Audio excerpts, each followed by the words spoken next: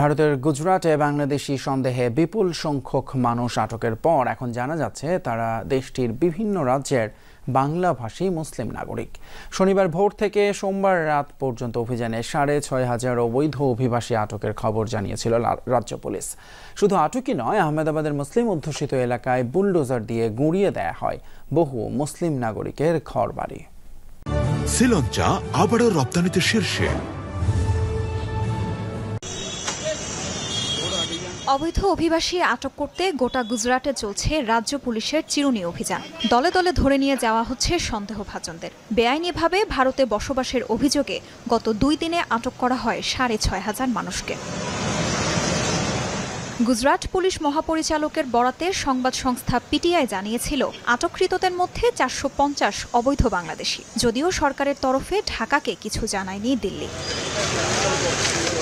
বিবিসির এক